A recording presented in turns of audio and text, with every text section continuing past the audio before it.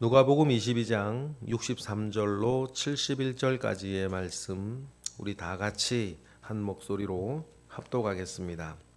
지키는 사람들이 예수를 희롱하고 때리며 그의 눈을 가리고 물어 이르되 선지자 노릇하라 너를 친 자가 누구냐 하고 이 외에도 많은 말로 욕하더라. 날이 새매 백성의 장로들 곧 대제사장들과 서기관들이 모여서 예수를 그 공회로 끌어들여 이르되 내가 그리스도이거든 우리에게 말하라. 대답하시되 내가 말할지라도 너희가 믿지 아니할 것이요 내가 물어도 너희가 대답하지 아니할 것이니라. 그러나 이제부터는 인자가 하나님의 권능의 우편에 앉아 있으리라 하시니 다 이르되 그러면 내가 하나님의 아들이냐 대답하시되 너희들이 내가 그라고 말하고 있느니라. 그들이 이르되 어찌 더 증거를 요구하리요 우리가 친히 그 입에서 들었노라 하더라. 아멘. 예수 그리스도께서 지나신 그 고난의 길의 모습들을 우리가 하나하나 우리가 짚어 따라가고 있습니다. 이러한 본문들을 읽을 때는 가장 중요한 게 주님께서 이 걸음을 왜 걸어 가셨는가. 우리가 누가복음에서만도 22장 22절에 보니까 인자는 이미 작정된 대로 가거니와 그렇게 주님 스스로 말씀하셨죠. 이것이 어쩔 수 없이 끌려간 것이 아니고 하다 보니 이렇게 일이 잘못돼서 이렇게 되어진 것도 아니고 주님께서는 이렇게 되어질 것에 대해서 이미 아셨고 그 걸음을 스스로 걸어가셨습니다. 그래서 이미 작정된 대로 인자는 가거니와라고 이렇게 말씀하실 때 이미 이 모든 것들은 주님이 작정하신 것이었고 이미 6개월 전부터는 오늘에 있는 이 일 6개월 전부터는 예수님은 넘겨져서 그 고난과 고초를 당하고 그 내일 본문엔 이방인들에까지 넘겨져서 고초를 당할 거라고 하는 것을 제자들에게 수차례 가르쳐 오고 있었습니다. 그러면 여러분 이 일들을 우리가 읽으면서 가장 중요한 건 그거예요. 주님이 왜 이 길을 작정하고 가셨는가? 그것은 나를 위해서다라고 하는 그가 맞음으로 우리가 나음을 입었고 그가 채찍에 맞음으로 우리가 회복되어지는 그 말씀들의 모든 예언들처럼 예수님께서 이 걸음을 걸어가셨던 단 하나의 이유는 나를 위해서였다라고 하는 것이 믿어지는 것.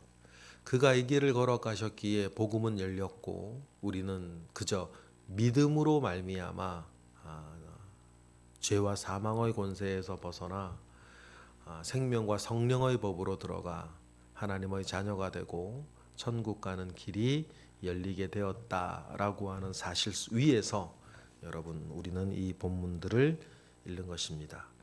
그래서 그의 모든 모습에서 이런 것은 나를 위한 것이었다 이렇게 여러분 생각을 하셔야 되겠습니다.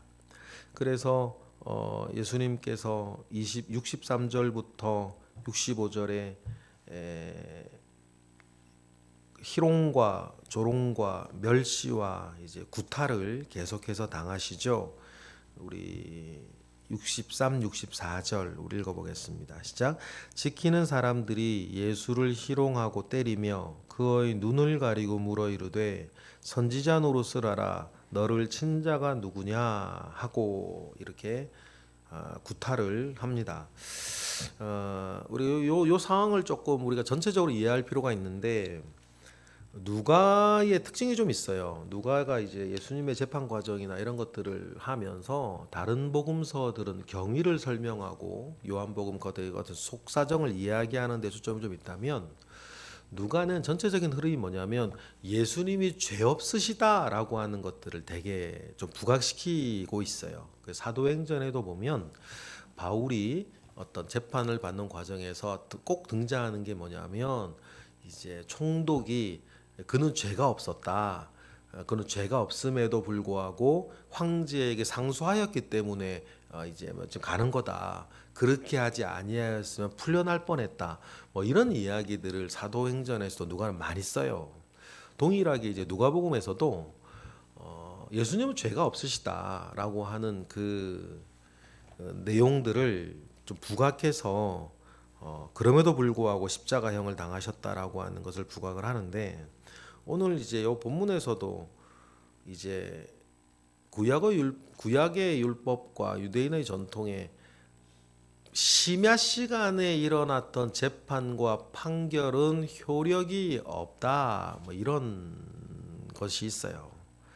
그러니까 이제 베드로가 이렇게 주님을 부인할 때 그때는 엄밀하게 이야기하면 재판이 맞는데 판결을 위한 재판은 아니에요. 판결 직전에 뭔가 이렇게 결론을 내리기 위한 그 과정이에요. 그래서 오늘도 날이 3회 66절에 나오는데 날이 그래서 밤새 이제 판결을 위한 결론을 내기 위해서 쭉 어떤 과정, 재판 비슷한 과정을 하고 날이 새자마자 사내들인 공회를 열어서 이제 판결을 내리는 그 과정인데 그럼 63, 64절에 이 구타하는 장면은 뭐냐면 높은 사람들, 이제 힘 있는 사람들, 사내들인 공의회 회원들이 다 모여서 어떤 판결을 내릴 때 고분고분하게 하기 위해서 그 사람 어떻게 하는 거예요? 때리는 거예요.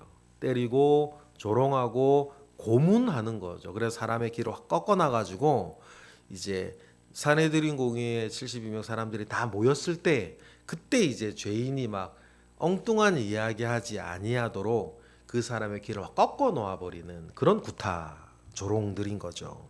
그러니 65절에 이 외에도 많은 말로 욕하더라. 그래 그 욕을 당하는 것, 매를 막는 것, 그리고 막 때리면서 조롱도 하는 거죠. 막 이렇게 뭐 선지자 노릇을 하라. 이것은 네가 선지자면 뭐 누가 때렸는지 안 보고도 알 거다. 그래서 이렇게 눈 가리고 때리고 조롱하고 뭐 이렇게 합니다. 그런 과정이에요. 그러니까 이제 66절에 보면 날이 샘에 하며 시작하죠. 66절 볼까요? 시작. 날이 샘에 백성의 장로들 곧 대제사장들과 서기관들이 모여서 예수를 그 공회로 끌어들이는 거예요. 사내들인 공회입니다. 사내들인 공회로 끌어들여서 유대인들의 이제 공식적인 어떤 재판을 하는데 좀 전에 말씀드렸던 것처럼 율법의 밤에 내린 결론은 불법이기 때문에 이미 밤에 결론을 다 내놓고 내려진 그 결론을 날이 새자마자 사내들인 공의회를 열어서 왜냐하면 날이 또 밝아서 사람들의 소문이 퍼지고 하면 예수님께 환호했던 그 사람들이 어떻게 들고 일어날지 모르기 때문에 속전속결로 이렇게 처리를 하는 거죠. 그래서 이미 내려진 결론에 대해서 판결만 아주 이른 새벽에 이제 뭐 비상열람망 돌려가지고 사내들인 공회 사람들을 불러 모았겠죠. 그 전에 이제 재판하는 그 밤에 있었던 일들은 대제사장이 자기 사람들만 모아서 이렇게 하는 것 아니겠습니까? 사내들인 공회 회원에서는 회원 중에는 여러분들이 잘 아시는 니고데모도 있고 막 이런데 그런 사람들이 처음부터 있으면 이 일들을 어떻게 할 줄 모르니까 이제 뭐 밤에 있는 그 불법 재판에서는 그래서 베드로도 들어가려고 했는데 누가복음에 안 나오지만 다른 복음서에 나오죠. 못 들어가게 사람들이 막고 있다가 여종 뭐 어떤 사람 지시해서 이게 들여보내준 것처럼 밤에 있는 그 때에는 이미 이제 짜여진 각본 안에 허락된 사람들만 모여서 재판을 하는 거였고 그 밤새 이제 예수님을 시달리게 하고 구타하고 고문해서 고문고문하게 만들어 놓고 그리고 날이 새니까 사내들인 공회를 물어서 형식적인 이제 판결을 하는 거예요. 이런 걸 보면 불법 위에 서서 세세한 것은 합법적으로 하는 그 바리새인들의 특징이 그런 거였죠.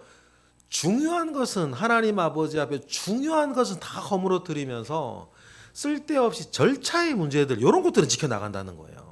여러분 우리가 하나님 아버지 앞에 순전한 마음을 잃어버리고 그냥 껍데기만 가지고 살아갈 때 아주 요런 거 정말 조심하셔야 돼요.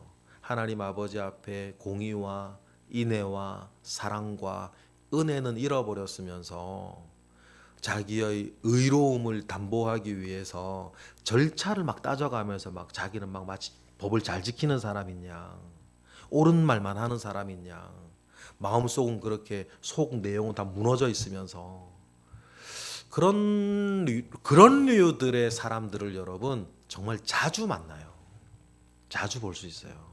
그럴 때마다 저 사람이 어떻게 저렇게 망가졌을까 이렇게 참 이게 뭐 연합하는 그런 데가 그런 많이 보거든요. 갈 때마다 보니까 연합회 가는데 그런 거 많죠.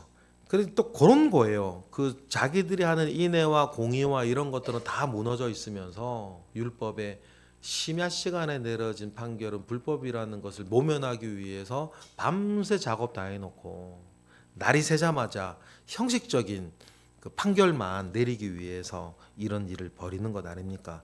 그래서 67, 68, 69절에 67, 68절에 보면 이제 밤에 신문했던 것들을 또 반복하는 거예요. 이미 다 결론은 내려놔졌으니까. 그러니까 주님도 67, 68절처럼 대답하게 되는 거죠. 67, 68절 보겠습니다. 시작. 이르되 내가 그리스도이거든 우리에게 말하라.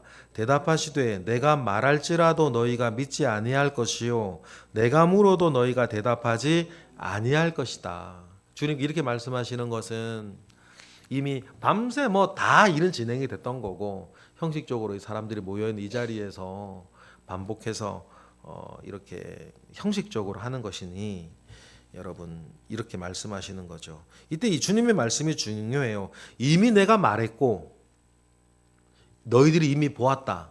그 말씀인데 여러분 이것이 이날의 재판장에서는 아무렇지도 않게 그 모인 사람들이 들었을런지 몰라요. 그런데 굉장히 무서운 말입니다. 너희들이 이미 들었고 너희들이 이미 보았다. 그리고 여러분 진짜 재판장 백보자 심판대 앞에서는 이들은 더 이상 뭐하지 못해 핑계하지 못하는 거예요. 이미 들었고 이미 보았고 그럼에도 불구하고 너희들이 나를 믿지 않고 심지어 악한 농부의 비유와 같이 아들까지 죽이는 너희들을 이 왕의 아버지가 농장 포도농장 주인이 가만 내버려 두겠는가? 주님이 경고하시는 것이기도 해요. 그러니 여러분 우리가 최초의 어떤 마음의 밭이 중요해요. 우리 어떤 이야기를 들을 때나 무엇을 복음을 들을 때 말씀을 읽을 때도 믿음은 들음에서 나고 들음은 하나님의 말씀으로 말미암는다 그랬는데 하나님의 말씀을 듣고 믿음을 가지는 과정에서 우리의 말씀을 대하는 마음밭 그 태도가 되게 중요합니다. 이런 것들이 잘 되어지지 아니하면 아무것도 되어지질 않아요.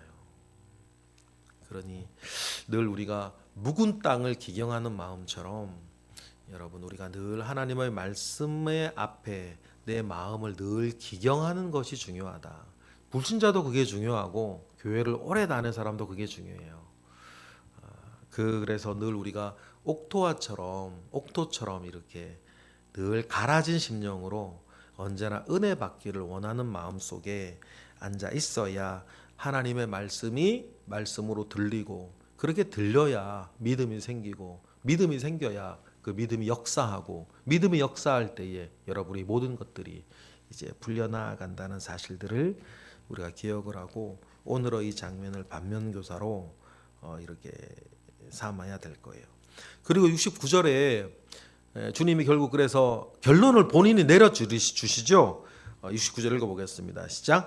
그러나 이제부터는 인자가 하나님의 권능의 우편에 앉아 있으리라 하시니 하나님의 보좌 우편에 내가 이제 앉아 있을 거다. 이제 곧 죽으실 거고 이제 돌아가시면 내가 하나님의 보좌 우편에 승천에 앉아 있게 될 거다. 주님이 직접 이렇게 말씀하시는데 이 말씀을 이제 달고 다른 그 대제사장들과 바리새인들과 서기관들 왜 모르겠어요. 하나님의 보좌 우편에 앉아 있다고 그건 아들 얘기를 하는 거니까 다 알아듣죠. 그래도 70절처럼 말하고 있습니다. 70절 읽어볼까요? 시작. 다 이르되 그러면 내가 하나님의 아들이냐 대답하시되 너희들이 내가 그라고 말하고 있느니라. 네가 하나님의 아들이냐 알아듣고 말하는 것을 너희들이 말하고 있지 않냐 이렇게 이야기하시면서 주님이 어떤 이 판결에 종지부를 스스로 찍어주시는 거예요. 주님은 끌려다니신 적이 한 번도 없습니다. 언제나 본인이 문을 열어가셨어요. 모든 순간 그러셨죠. 그러니 주님이 그래 종지부를 찍어주시니 71절처럼 옳거니 하고 말하는 거겠죠. 71절 시작. 그들이 이르되 어찌 더 증거를 요구하리요 우리가 친히 그 입에서 들었노라 하더라 라고 하면서 이 종교재판에서는 이제 신성모독으로 결론을 내리는 거예요. 자기가 사람인 자기가 하나님의 아들, 하나님과 동급이다 이렇게 스스로 말을 했으니 신성모독으로 결론을 이렇게 내리는 거죠. 그런데 신성모독으로 사형을 줄 수도 없고 로마의 법에 유대인들이 사형을 내릴 수도 없으니 이제 내일 본문에 보면 이제 사형의 권한이 있는 로마 총독에게로 보내는데 로마 총독에 가가지고 신성모독으로 사형을 내려질 수가 없으니까 세상법이 신성모독으로 사형이 내려지겠어요. 그러니까 자기들 재판에서는 신성모독으로 결론을 내리고 이방인의 재판에서는 유대인의 왕이라 그랬다. 뭐 이런 식으로 이제 끌고 가는 거죠. 그렇게 해서 이렇게 끌고 가니 비열한 그런 부분들이 또 있었다라는 것을 여러분 기억하시면 좋겠습니다. 여러분 그렇습니다. 이 모든 것들은 나를 위한 것이었다라고 하는 나를 위한 것이다라고 하는 그 기초 위에 우리가 있는 것이고 이 모든 것들을 아는 것은 여러분 믿기 위한 것이에요. 모든 아는 것은 믿기 위한 것입니다.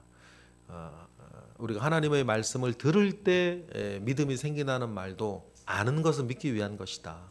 우리가 이 말씀들을 하나하나 읽을 때 예수 그리스도를 알고 왜 그러셨는지를 알고 예수 그리스도를 믿고 나를 위한 것이다 라는 것이 믿어지는 은혜, 더 단단하게 믿어지고 은혜가 누려지는 일들이 우리 모두에게 있기를 주님의 이름으로 축복합니다.